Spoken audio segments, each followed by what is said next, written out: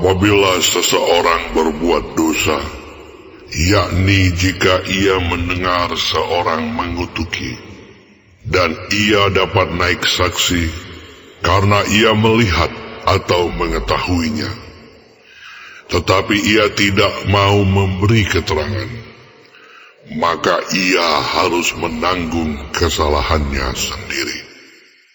Atau bila seseorang kena kepada sesuatu yang najis, baik bangkai binatang liar yang najis, atau bangkai hewan yang najis, atau bangkai binatang yang mengeriap yang najis, tanpa menyadari hal itu, maka ia menjadi najis dan bersalah.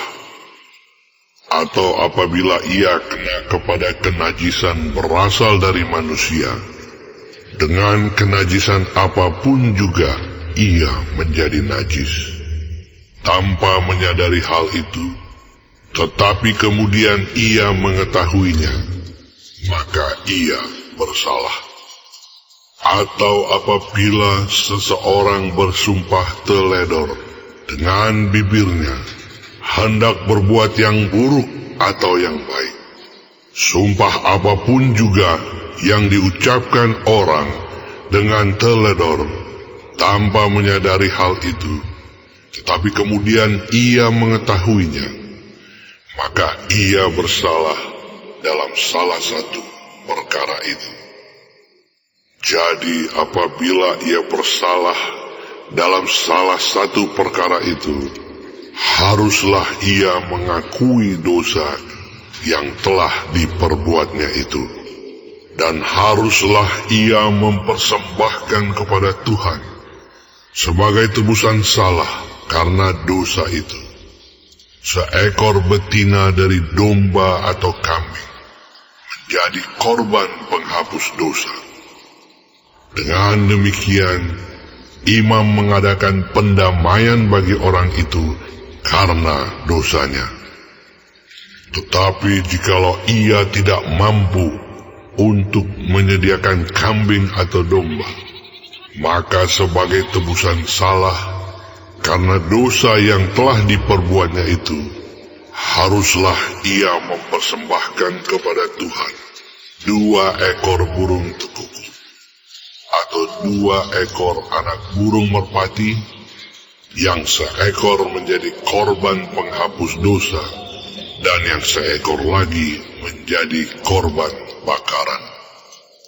Haruslah ia membawanya kepada imam, dan imam itu haruslah lebih dahulu mempersembahkan burung untuk korban penghapus dosa itu, dan haruslah ia memulas kepalanya pada pangkal tengkuknya, tetapi tidak sampai terpisah.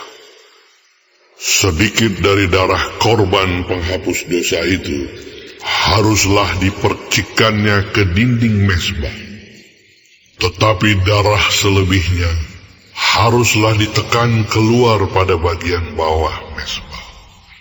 Itulah korban penghapus dosa. Yang kedua, haruslah diolahnya menjadi korban bakaran sesuai dengan peraturan.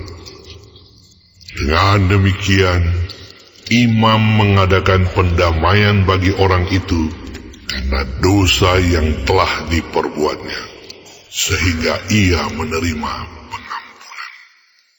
Tetapi jikalau ia tidak mampu menyediakan 2 ekor burung tekukur atau 2 ekor anak burung merpati, maka haruslah ia membawa sebagai persembahannya karena dosanya itu 1/10 eva tepung yang terbaik menjadi korban penghapus dosa. Tidak boleh ditaruhnya minyak dan dibubuhnya kemenyan di atasnya, karena itulah korban penghapus dosa.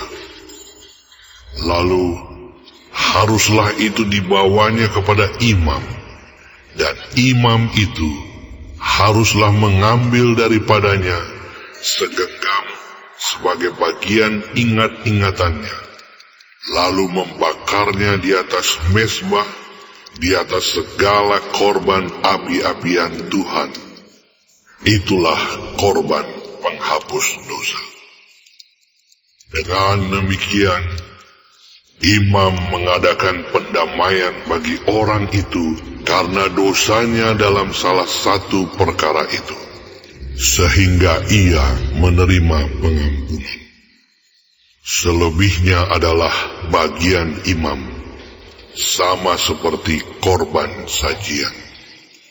Tuhan berfirman kepada Musa, apabila seseorang berubah setia dan tidak sengaja berbuat dosa dalam sesuatu hal kudus yang dipersembahkan kepada Tuhan, maka haruslah ia mempersembahkan kepada Tuhan sebagai tebusan salahnya seekor domba jantan yang tidak bercela dari kambing domba, dinilai menurut sikal perak, yakni menurut sikal kudus, menjadi korban penebus salah. Hal kudus yang menyebabkan orang itu berdosa haruslah dibayar gantinya dengan menambah 1/5, lalu menyerahkannya kepada imam. Imam harus mengadakan pendamaian bagi orang itu dengan domba jantan, korban penebus salah itu, sehingga ia menerima pengampunan.